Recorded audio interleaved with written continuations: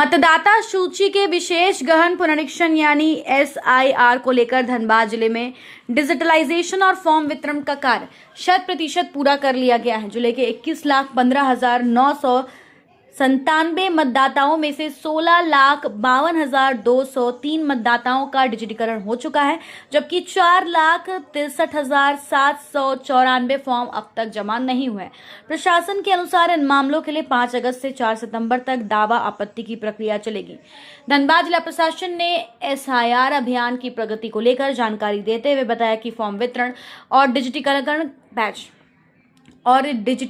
का काम पूरी तरह पूरा कर लिया गया है। हालांकि करीब 4.63 लाख फॉर्म जमा नहीं हो सके हैं। प्रशासन का कहना है इसके पीछे कई कारण हैं, जिनमें लगभग 61,000 मतदाताओं की मृत्यु, 24,000 डुप्लीकेट नाम, 1,73,000 मतदाताओं का सत्यापन के दौरान अनुपस्थिति मिलना, 1,84,000 मतदाताओं का दूसरे स्थान पर शिफ्ट होना और करीब 20,000 अन्य कारण शामिल हैं। उपायुक्त आदित्य रंजन ने बताया कि जिन मतदाताओं के फॉर्म जमा नहीं हो पाए हैं, उनके लिए 5 अगस्त से 4 सितंबर तक दावा है और आपत्ति दर्ज कराने का अवसर भी दिया गया है। इस दौरान सभी पात्र मतदाता अपने संबंधित बूथ पर बीएलओ से संपर्क कर आवश्यक प्रक्रिया पूरी कर सकते हैं। उन्होंने ये भी स्पष्ट कहा है कि जिन मतदाताओं का किसी कारणवश अब तक एसआईआर नहीं हो पाया है, वो भी दावा आपत्ति की अवधि के दौरान निर्धारित 12 वैध दस्तावेजों में से किसी एक दस्तावेज के साथ अपने बूथ पर पहुंचकर आवेदन कर सकते हैं। दावा आपत्तियों का निपटारा 5 अगस्त से 3 अक्टूबर तक किया जाएगा, जबकि अंतिम मतदाता सूची का प्रकाशन 7 अक्टूबर को किया जाएगा। वहीं जिला प्रशासन ने सभी पात्र मतदाताओं से अपील की है कि वे निर्धारित समय सीमा के भीतर अपने दस्तावेजों का सत्यापन कराएं और यदि किसी प्रकार की त्रुटि हो तो दावा आपत्ति दर्ज कर अपने नाम को अंकित मतदाता सूची में सुनिश्चित करें। इससे आगामी चुनावों के लिए मतदाता सूची को अधिक सटीक और अद्यतन बनाया जा सकेगा। एसआईआर का डेटा हम लोग आज देख के बैठे और मोस्ट इम्पोर्टेंटली पूरे डिस्ट्रिक्ट में आज जो है हम लोग फाइनल एसआईआर का काम कल खत्म हुआ। 20 जून से लेकर 29 जून तक प्रशिक्षण शुरू हुआ था। उसके बाद हम लोगों का काम 30 जून से लेकर 29 जुलाई कल तक बीएलओ का घर घर विजिट करना, एनुमरेशन फॉर्म का डिस्ट्रीब्यूशन, उसका कलेक्शन के बाद डिजिटाइजेशन, जो फॉर्म्स वापस नहीं आए वो किस कारण से आए, वो एसडीडी के किस कैटेगरी में है, उस कैटेगरी का कैटेगराइजेशन, ये सब कार्य हुआ। और अभी मतदान केंद्रों का रैशनलाइजेशन भी हम लोगों का खत्म हो गया। टोटल कुल मतदान केंद्र बढ़े भी हैं। धनबाद में अग्नि प्रभावित होने की वजह से कई बूथ बंद भी हुए हैं, जैसे झरिया में 9 हुए हैं, सिंदरी में 1 हुए हैं, ऐसे करके अलग अलग क्षेत्रों में कुछ बंद भी हुए हैं। लेकिन रैशनलाइजेशन अब काफ़ी बूथ बढ़े हैं। बढ़ने का मूल कारण है कि जहाँ भी 1200 से ज़्यादा वोटर था उसको हम लोग को तोड़ना था, ताकि वोटिंग में परेशानी नहीं हो, एक दिन में समय से ख़त्म हो जाए। तो वो रैशनलाइजेशन, बूथ रैशनलाइजेशन भी खत्म हो गया है।